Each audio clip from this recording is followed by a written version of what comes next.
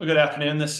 I'm Father Mark Perkins. I am the chaplain of St. Dunstan's Academy here in Roseland, Virginia, and I'm also a member of the domestic missions team of the Diocese of the Eastern United States in the Anglican Province of America. And I am the APA's representative for Continuing Forward, the G3 Anglican Joint Synod's initiative for evangelism and church planting. Joined today by Father Brian Oldfield, who is the rector of St. Paul's Anglican Church in Melbourne, Florida, and the founder of St. Paul's Classical School as well. So thank you for being with us, Father Brian. Thank you for having me. I'm excited to be here. Yeah, so today we want to talk about the planting of a parish school, but also the relation to that and growing a parish. So I figured we'd go ahead and jump right in and start with maybe giving us an overview of St. Paul's, both the parish and the school, where it was when you showed up, how many years you've been there, and where it is now. So I think it's probably not as common in the continuum, but St. Paul's is actually, fairly old parish as far as churches go, or maybe, the average lifespan of a church. It was founded in 1994. So this year we celebrated our 30th anniversary. So I came to the church 5 years ago to be instituted as its rector. And so, it's had 25 years of history behind it.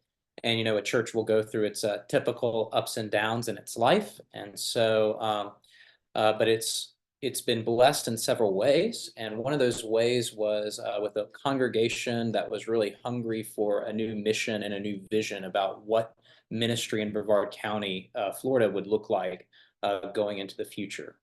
And so when I came in, I presented to them a vision for a parochial school. And that's something that the church got very excited about and was ready to jump in with both feet. So I've been grateful for the parish and the congregation here. I'm sorry, I can't hear you. I have muted myself. Oh. So you started the school. Mhm. How many years has it been running? And maybe just in a kind of quick 60-second overview, how is the size of the school and the scope of the school changed? And then at the same time, how has your parish developed during that time? It's a great question. So I'll start on the parish side first. When I first got to St. Paul's, we had about an average Sunday attendance of around 44 souls while here. So it's a small parish wanting to punch above its weight, which is a really wonderful thing to be a part of. And so we launched the school. We just completed our 3rd year, and we'll be going into our 4th year starting in August. And so that first year of the school, we prepared and we planned. We got our building ready to house students, and we had a grand total of 8 kids. And so that was, it's not that wasn't the most, auspicious start, but we were faithful and we kept moving and grinding. And so the 2nd year we had 30 kids and we served grades K through 8th, the first year K through 5th. And then this past year we had 60 kids. And right now I think we're in the mid 80s for the year 4. So it's really grown, and the parish also sort of reflects that as well. We started with 44 souls in 2019, and I think this past Sunday we're averaging about 88, 89 people on a Sunday. So both of those are growing sort of in tandem with one another. Yeah, that's What else did I incredible. miss I love the Sorry. just. Oh no, that's great. That's everything. Okay. Yeah, great story of growth. I think before we dive more into the story of St. Paul's, you came in with a vision. So where did that Yeah. vision come from? How would you sort of tell your story from before St. Paul's? So actually growing up in the great metropolis of Dothan, Alabama, and southeastern Alabama, there is a classical Christian school there that I went to from 6th grade to 12th grade. And I still tell all my teachers and my headmaster there that's still my favorite diploma that I've received. And so classical education's always been something that's been it's formed me personally. And so as I was going into seminary and looking for ordination, I was at St. Mark's Reformed Episcopal Church when I went to Westminster in Philadelphia. and they too had a vision for a classical parochial education. So, I was involved in the launch of that school, but it was really it might have been its first or second year when I left, but I left in pretty early to go to Holy Trinity Anglican Church in Fernandina to be Father Brad Cunningham's curate and assistant, and we launched Lindisfarne Hall, a classical Christian school. So it's sort of like, all of my formation has been sort of geared towards classical Christian education, and especially parochial classical Christian education. And so, I'm a one-trick pony when it kind of comes to that. That's kind of what I just know. And so that's the vision that I have for Melbourne, and God willing, for other Anglican schools everywhere to be to get serious about education and supporting the education of the next generation, even if it's not founding a parish school or it's in some other form. Yeah, that's great. If I'm understanding right, the school you went to in Dothan, Alabama, was a classical Christian school, but not necessarily a denominational school. Is that right? Well, it was associated with a church in town. It was a Presbyterian school. Okay. And so it's classical and Christian, certainly Christian, but it was not on the campus of a church. It had its own campus, and it was about maybe, I don't know, 5 or 6 miles from the church that it was associated with.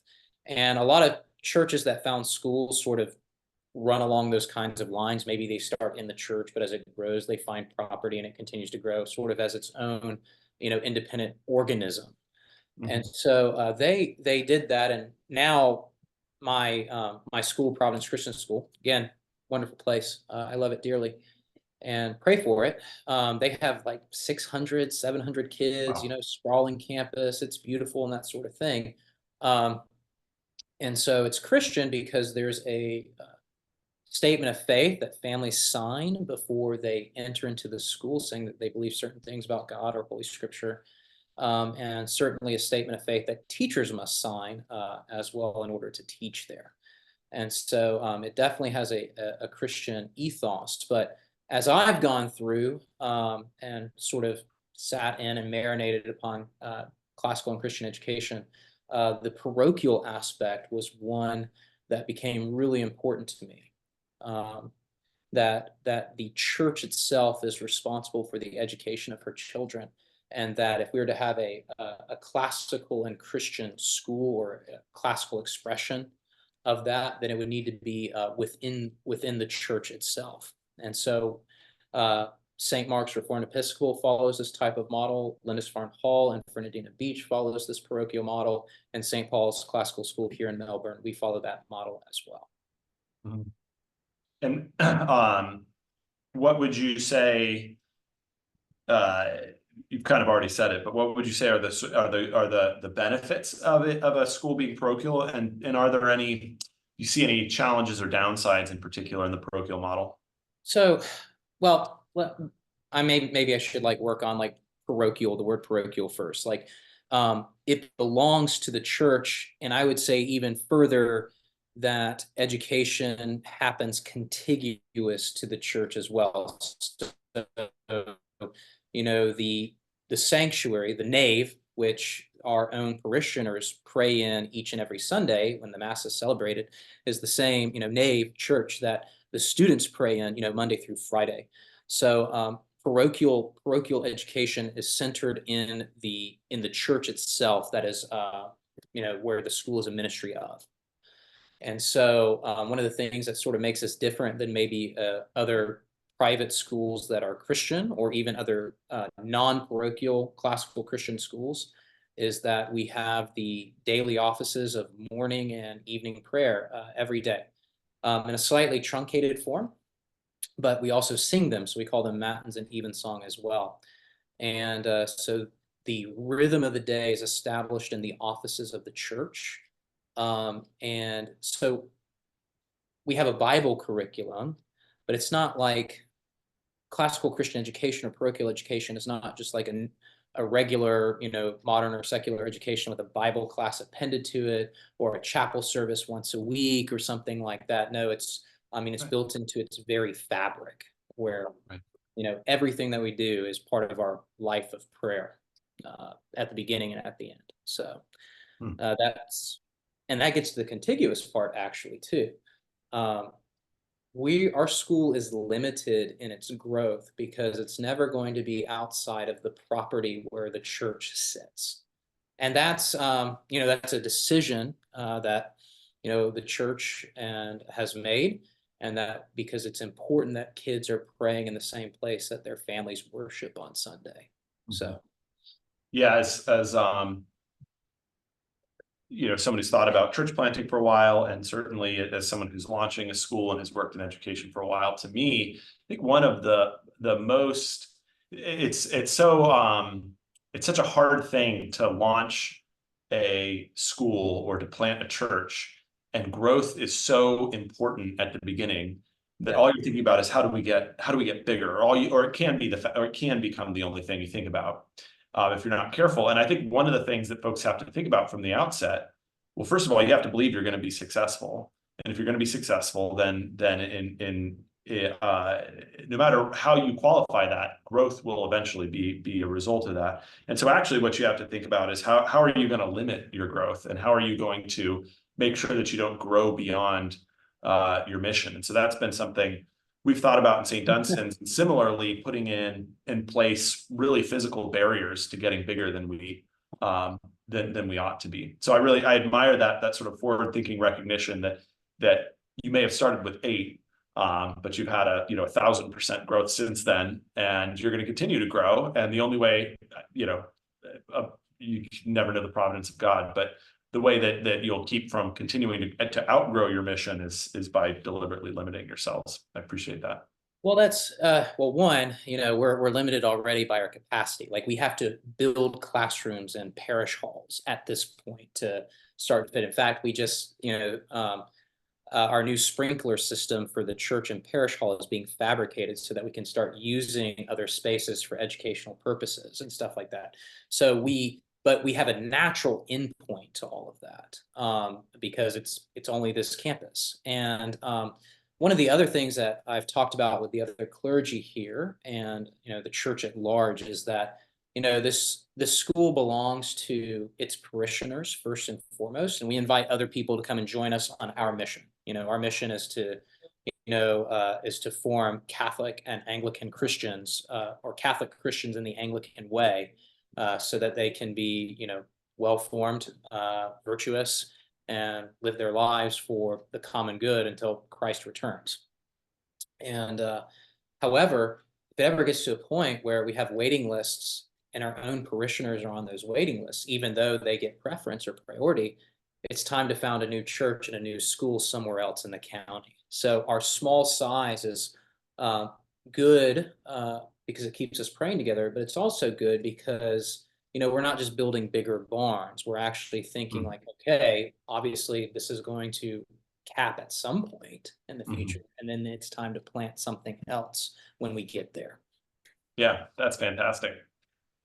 Speaking of which, so you're a parochial school, but as you mentioned, you don't just serve parishioners. So how do you practice hospitality in a way that invites other people into your common life without compromising who you are?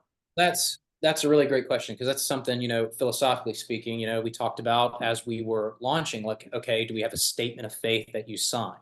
What are the requirements to be at the school in order to participate in its full life and that sort of thing? And so we adopted I think it's generous, a generous invitation, where you don't have to sign a statement of faith to be a student here. You don't have to be a member to be a student here or anything like that. But you first and foremost ought to recognize that we're Christians and we're going to teach according to the Holy Scriptures and the witness of the undivided church. Okay, like that, we don't apologize for that. That's just what's going to happen. Also, you have to be able to participate in our entire program to be here, which means that you have to go to chapel and you have to, sing with gusto, and you've got to pray reverently, and you're going to be praying like an Anglican. And And then you have to do all of the work that's assigned with excellence, and you have to generally be like nice and respectful to your peers and to your teachers. Being a student here is very easy, and then we trust the scriptures and our life of prayer together to do its work in forming the student after the right way. So, um, but we are very clear with families about who we are, how we teach. We never hide the ball. And there's been some families that we're not the right fit for, and that's okay. There's plenty of other options here too. Do you have any, do you have any requirements outside of the 5 days of school do families have to come on weekends, or is there a Sunday? Yeah, so there is one extra requirement that we have, is each year the school has school Sunday. And it's bigger than Easter because the entire school descends upon the church with their families and stuff. And so what School Sunday is in their music instruction in the spring, they begin to work on a particular piece to present as the offertory anthem on that particular Sunday. And so it's a big, glorious, huge type of event. Usually Bishop Jones is there to do confirmations, and they just get the whole glory of our tradition like right in their faces and everything like that. That's And awesome. so that is something that we also say is a requirement. And again, our families who are here, they want to be here. They desire what we have, and so they're usually very wonderful about attending and making sure that they're present and supporting the life of the school. As far as like the demographics go, probably like 10% of our student body, 10 to 12, are Anglican, are our own parishioners here.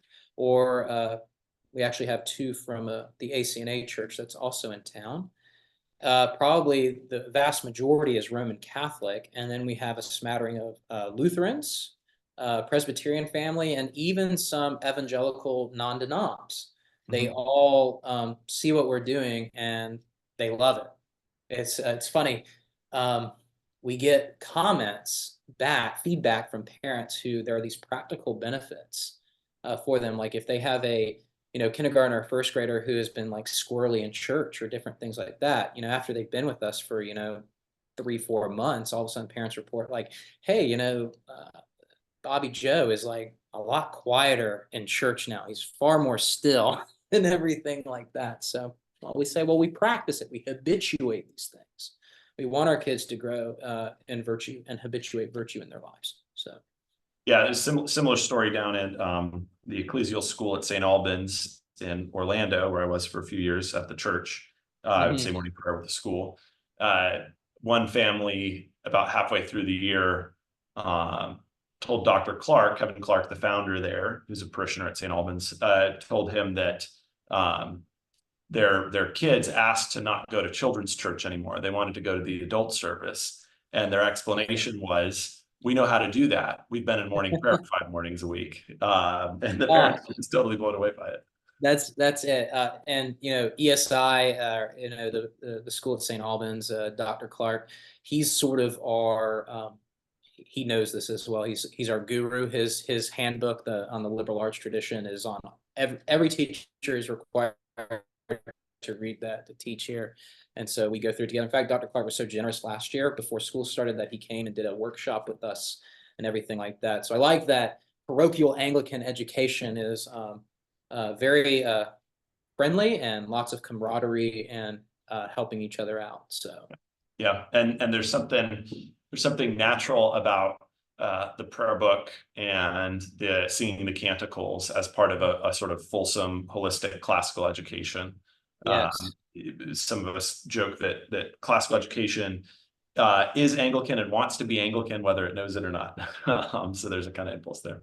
Well, I've just sort of said, I don't think classical education is complete without the church and without the life of prayer in it. That's the regular ongoing thing. And so, it's a little bit more like, St. Paul tells us that, we are, therefore we ought to be. And so, the idea, like even the first day of school, we sing matins, and the first day it sounds terrible.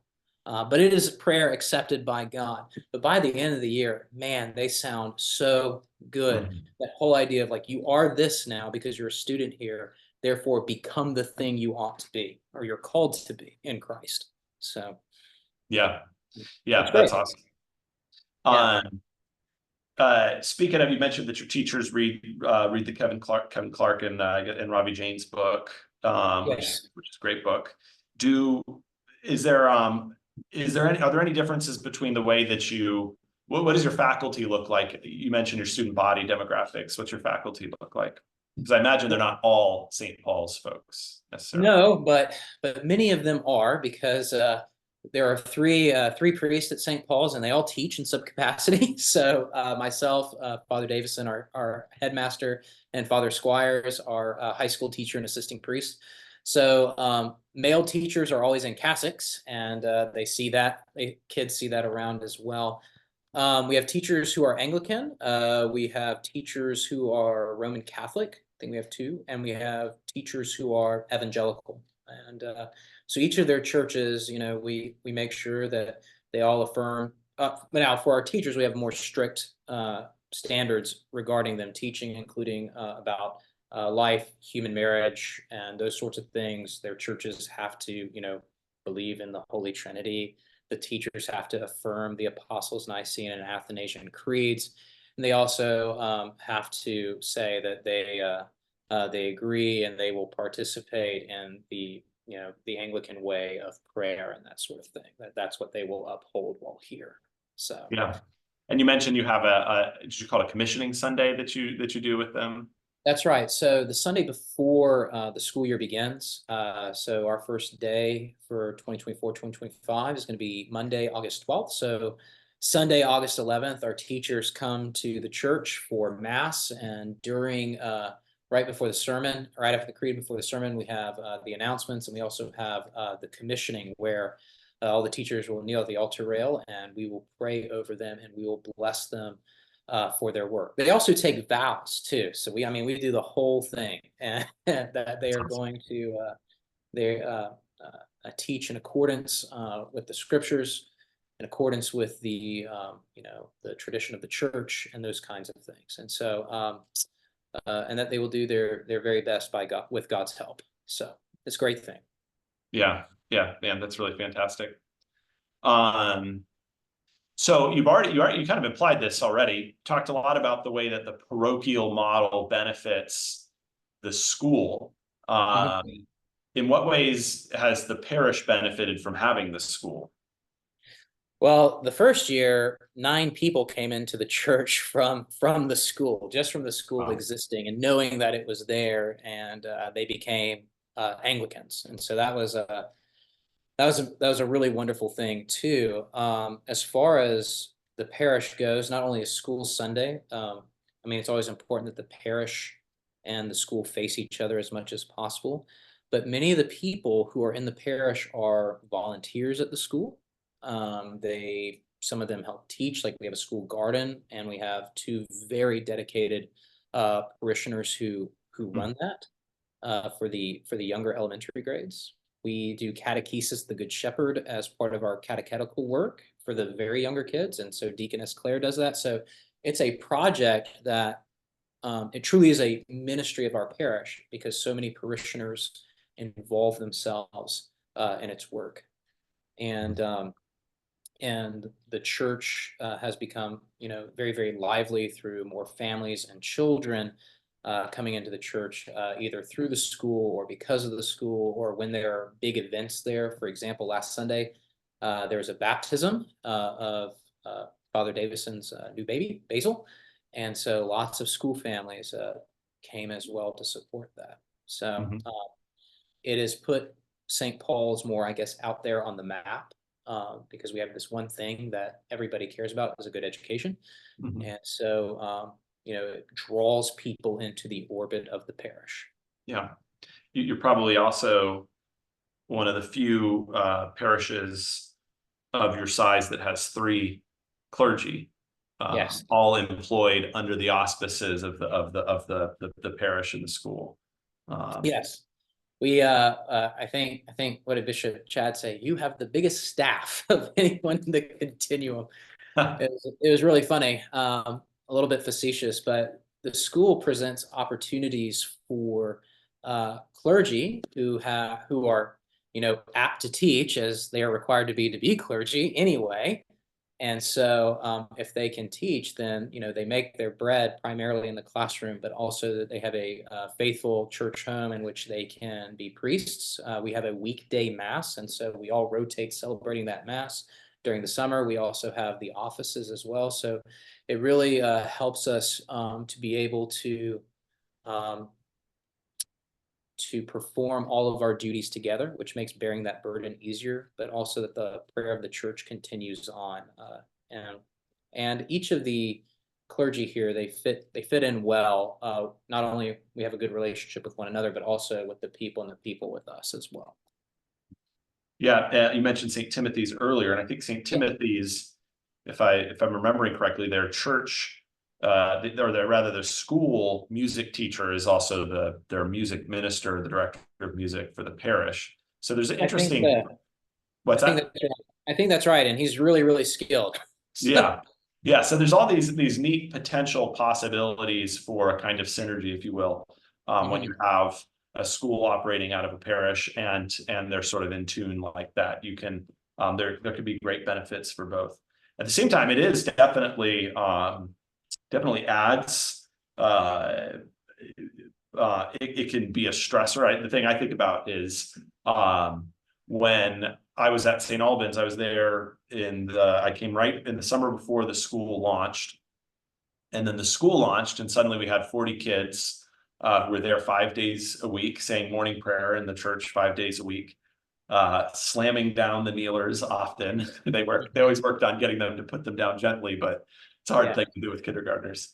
And it was interesting to sort of just realize how, whereas before that you would have maybe, 3 people on campus most weekdays, and then you have, your Bible studies coming in and your different events, but a lot of the times just 3 people. So you add in 40 kids and a dozen teachers, 40 hours a week, and the wear and tear on the campus suddenly goes up. So I'm Okay. wondering, were there certain like stress points that you had to work through as a parish with having a school as well? Was there anything like that?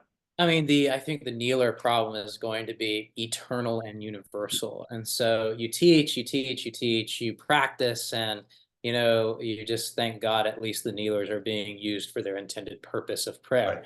Right. That sort of thing. That doesn't, but we've had to fix so many pews and so many kneelers just from them being used. And honestly, like thank God, it's not just the kindergartner kneelers, but other pews that older students who don't have that problem, are also in need of repair. The real stress points, I would say, for our parish has been, like you sort of mentioned before, is that managing growth. Eventually, you only have so many square feet of not only of classroom space, but storage and that sort of thing. And you begin to kind of like bump up into each other. You don't have a lot of elbow room. You're stepping on each other's toes, literally and metaphorically as well. And so that's been our biggest issue, is trying to manage schedules and manage spaces really tightly and efficiently so that we can accomplish the mission. So, part of our growth, we're going to launch a capital campaign late summer to build a new church, a new nave and sanctuary, and so that we can begin to renovate the current ones to become dedicated school space and that sort of thing. So that's something that we're really excited for the future, praying for. Yeah, that's wonderful. That's super exciting. Um, Yeah.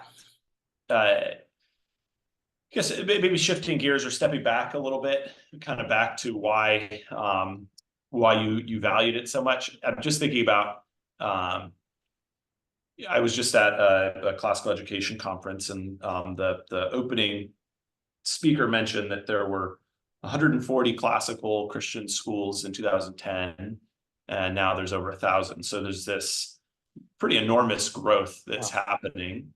I guess sort of in a broader question, why do you think uh, why is it important to pursue classical Christian education? And in particular, I'm just thinking about you're in Florida, and Florida has a certain reputation in the nation, whereas somebody in California, you might say, well, of course we need to get out of the public schools because they're crazy over there. Why do you see a need that for classical Christian education that sort of transcends geography, or that matters or maybe even just that matters in your place? So, Florida, the land of the free, truly is a place that's not only, generally a little more conservative, especially compared to California, but it's one that actually has really bought into what the state of Florida calls independent education and everything like that. So, lots of Florida really emphasizes choice, which is a great thing when it comes to education.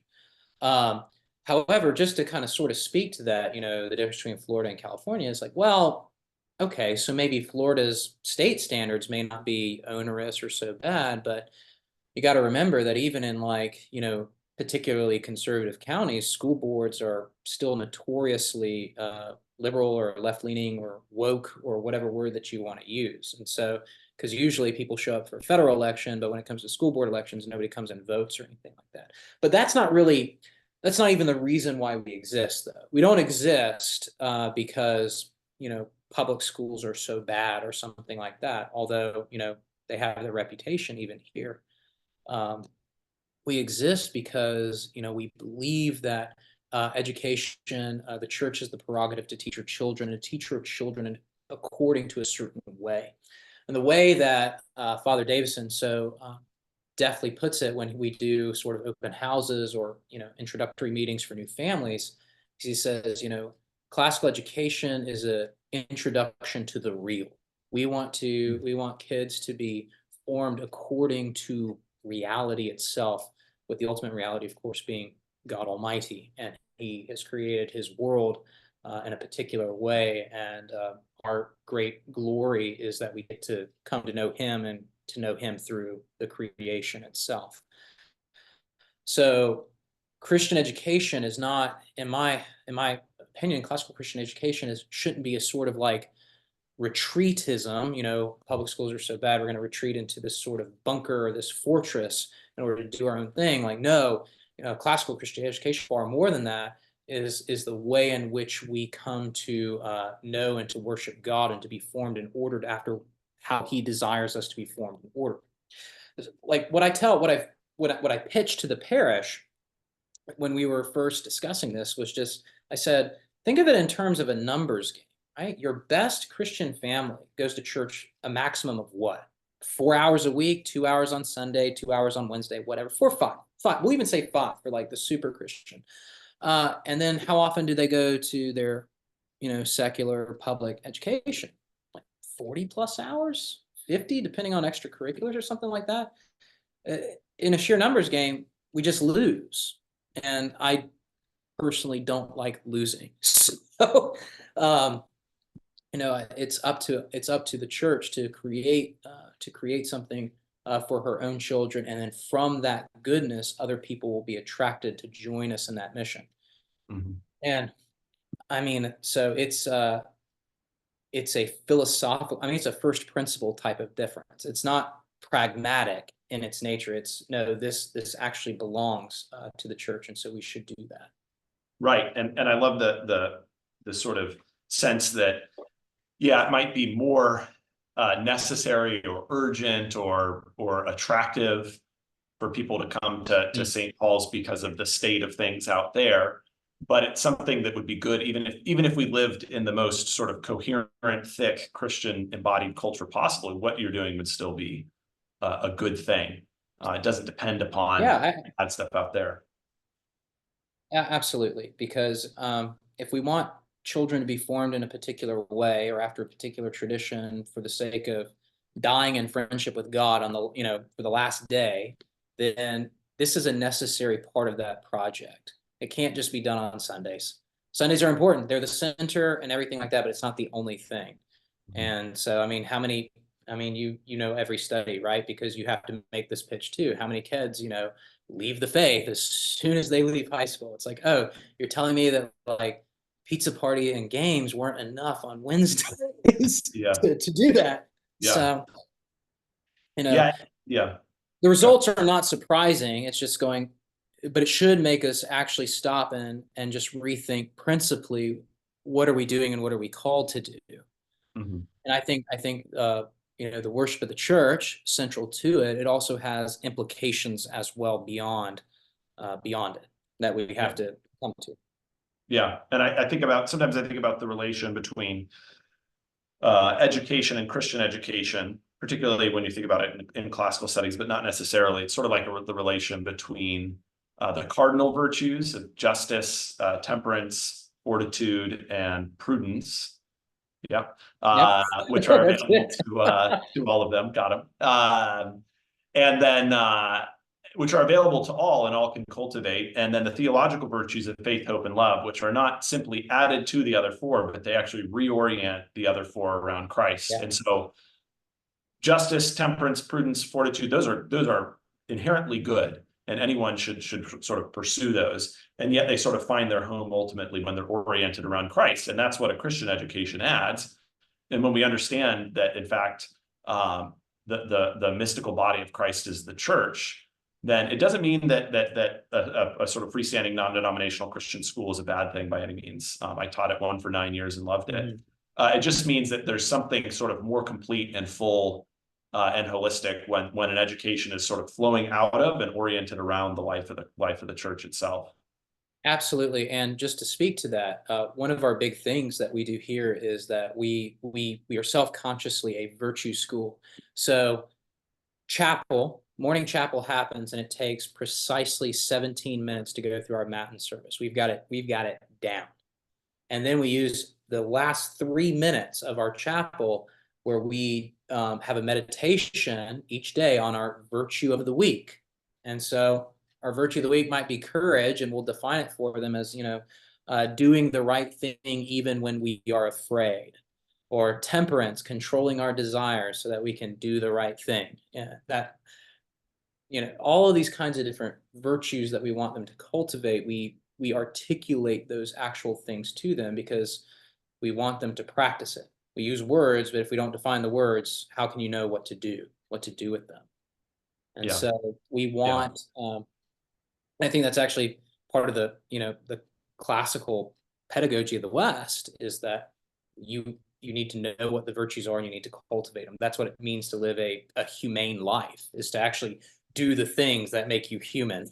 right, right. Yeah, I think about T.S. Eliot in an essay in the idea of a Christian society says something to the effect that a Christian education is one in which virtue is upheld for all, and for those who have eyes to see it, beatitude. But you have to sort of start with Mm, a sense of virtue that's then available to all, but you cannot use a sort of formal classroom setting to make someone a Christian. That's not the way it works. that's Uh, right. That's and right. yet the Christian education upholds beatitude for those who end up having the eyes to see it. And then you can see how the virtues sort of find their fullness and their wholeness in Christ. So yeah, pretty That's a fantastic. great quote. That's T.S. Eliot. I need that quote. Yeah, I can So, I can send you the exact one. I think it's sure. in the idea of a Christian society, which is actually two essays or talks together, but I can find the exact quote, but it's a fantastic. The whole book Okay, is great. sure. I'm writing it down right now. So that sounds Yeah. Um, all right. Awesome. yeah. Have you just try to have you had any other sort of speed bumps along the way from parishioners who maybe were on board with the idea and even the reality of it, but didn't quite? I'm thinking about just realizing, oh, having a school means this level of inconvenience or this sort of thing. Have you had to work through that, and what does that look like?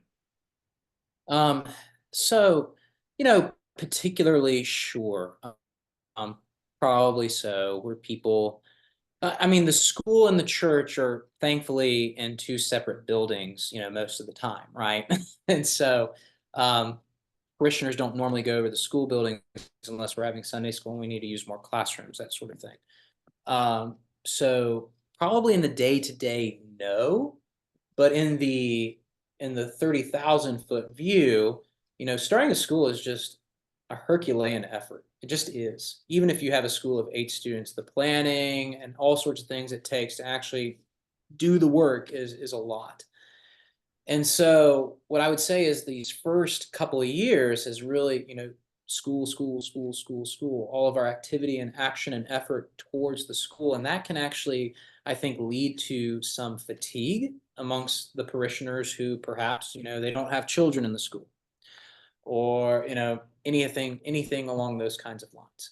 And so as I was sort of thinking about this in terms of our capital campaign, when we unveiled the big, poster boards, phone core boards with the drawings on them and that sort of thing, it was important for me to tell the parish that, hey, we're building the church first.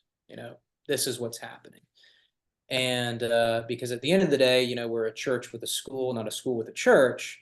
However, each one needs its own effort and care and excellence that goes along with that. And so the church was the parish was appreciative and excited.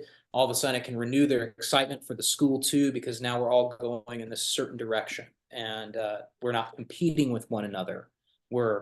Because when you build a new church building, yeah, it's on Sundays, but guess who's going to use it Monday through Friday? Of course, it's going to only rising tide raises all ships. All that, yeah. Mm-hmm. So, yeah. Well, as you reflect on your story and your background in different places, I'm just thinking about how not every parish can start a school, and not every parish should start a school. There's sort of you sort of have to have a few things. Like you have to have the right personnel, and you have to have some committed families from the start,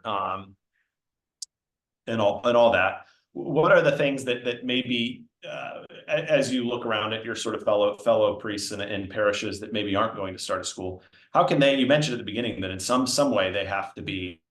We have to be, as parishes and as clergy, we have to be committed to the education of the next generation and the formation of others. So how would you have any advice in general for other priests who maybe aren't going to start a school? So the first thing is I want to sort of modify what I said. Like, it is a Herculean effort to start a school, but it's not an impossible one, So if you can start a school, I don't want to scare you off from that. Like, that's a really good work and you should pursue it. Especially if you have those things, like you said, people with the gifts and the talents, committed families and that sort of thing. You just kind of need a classroom, a teacher who's out of this world good, and some books, and do your chapel. And it will be okay. It will grow from there. But like you said, not everybody can, not everybody's in the position, and not everybody's necessarily called to start a parochial school. So some of the easy things but what we are all called to do as priests is to care for our flock, which includes the education of our children. Working for one way that I could see it happening is perhaps there is a great classical Christian school that's in town, and maybe one of your parishioners would like to go, but they don't have a financial aid that's within reach. Scholarshiping a student, one of your own parishioners, to go to a place like that would be a wonderful way to do it. Some churches have the buildings, and maybe they want to host, co-ops or different things like that. And sometimes a priest might really enjoy staying for a bunch of homeschoolers before they begin their day, or anything like that. I think it can be as low or high commitment. There's a whole range of options where priests could pursue to be faithful shepherds in this particular area of their ministries. So, yeah, that's a good segue.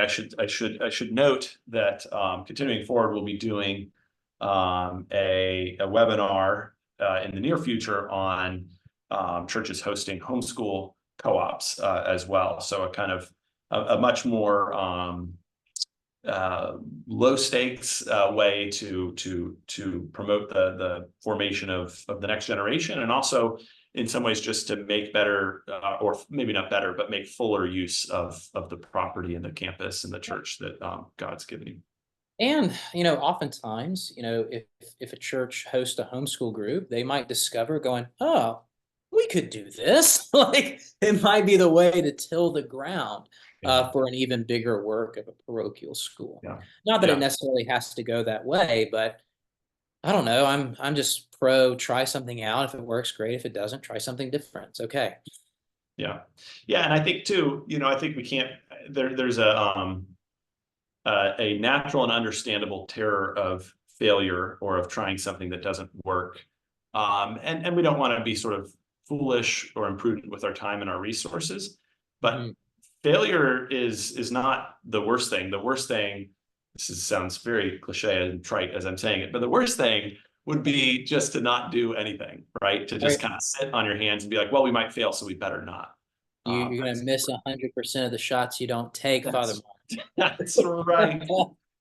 Yeah, so it sounds cliche, but cliches are cliche because they generally hold up practical wisdom that we all know is true, which Right. is, do something like anything. Um, and who knows, maybe doing something and failing will help you realize what you ought to be doing, So hey, yeah, again, I wouldn't necessarily throw like, $10,000 after something that you're not sure about, but maybe you should. I don't know. I don't know what the resources are of a parish or their risk tolerances or anything like that. But yeah, I would say that all of us need to be thinking, how can we support, generally speaking, the education of young parishioners in their regular school days, also their catechesis work in the church, making sure that they have opportunities for that to avail themselves of, and also particularly towards classical and Christian education, because I think that's the way forward in the future, the next 20 years of Anglican ministry, really writ large, Mhm. broadly speaking. Mhm. Yeah, yeah, I think that's right. I think too, it's always important to remember that whenever if someone does a co-op or a school or whatever, of course you might hope that your parish will grow. Nobody wants their parish to shrink Mhm. through it. And it's awesome how your parish has grown through it. But I think it's also important to remember that if you're doing it as a ministry of the church, you can't, that almost inherently is a sort of in some small way, a cruciform, self-giving thing that you're doing. So Father Ralph, when ESI was launching at St. Albans, always did a good job of saying, if not a single person ever walked through our church's doors because of the school would still be the right thing to do on its own, and not because it's some means to some sort of like strategy of church growth or something like that. And so I think that's part of the story too, is that the benefits fundamentally are in the church sort of pursuing the good of the life of the world, not necessarily in a sort of bottom line kind of approach. I Father Ralph is a very wise and a very good man, and he's 100% right about that. The school is not an evangelistic tool. So 9 souls came in that first year, but 0 for the next 2. Okay. More and more people were brought into our orbit, but if they received confirmation or shook the bishop's hand, they were received into the parish. That hasn't happened after that first year. Now, of course, we always pray and we hope for that, because as people discover the Anglican way of life that's forming their children, we hope that they would desire it. But at the same time, most of the people who come to our school are committed Christians in their various traditions. Like, they're here because they want to be more Christian and maybe be better Christians at their own. The people who are nominal or not Christian, chapel 5 days a week? What? That's way too much praise. So even our very structure of our day, is sort of a gatekeeping mechanism, Mhm. Mhm. where the people who are here want to be here, and they want to be better Christians where they are. Yeah. I'm sorry, I lost the train of thought. What was your other? What No, was that's the it. other point of what you said? No, that was Sorry great. about I that. don't remember if I had any. I don't think I had anything else. That was great.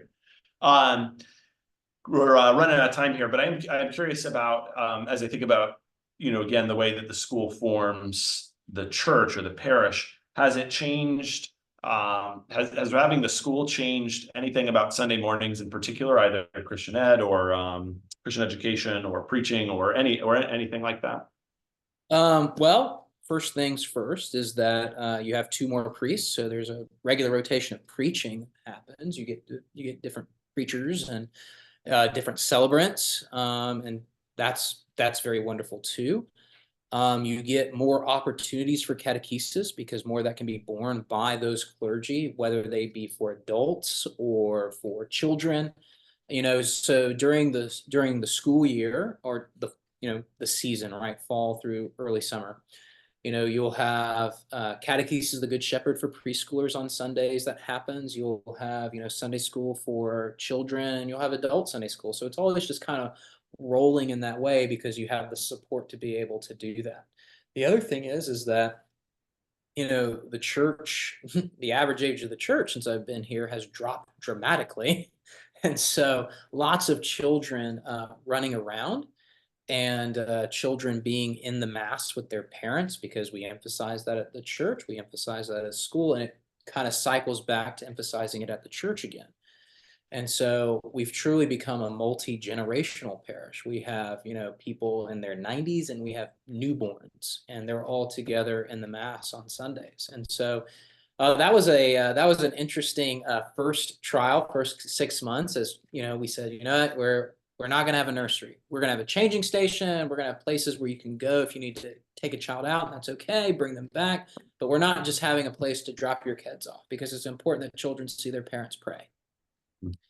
And it was a rough 6 months, but eventually the kids learn, and all of a sudden you have their little voices singing the Our Father in the Mass because they sing it at school and they're kindergartners, and they know what to do and they know where they are and they know what to expect, and it's a great thing. So that's wonderful. We become more energetic and youthful because of the school, even though the clergy and teachers may seem haggard and old by the end of the year. It definitely takes a lot of energy and a lot of effort. Well, thank you. Appreciate you giving us your time and your wisdom and your experience. I'm so delighted to be invited on. Thank you so much for having me. I'm grateful for the opportunity. Yeah, absolutely. As I said before, Father Brian is the rector of St. Paul's Anglican Church in Melbourne, Florida, and the founder of St. Paul's Classical School, also in Melbourne, Florida. And keep posted on continuingforward.org, where we will have our next webinar in September. We're actually gonna break for the summer for July and August, and then we'll come back in September. As I said before, one of the things we'll be doing in the fall is a webinar on homeschool co-ops and what that looks like in a parish as well. So thanks again. Appreciate your time, and God bless you all.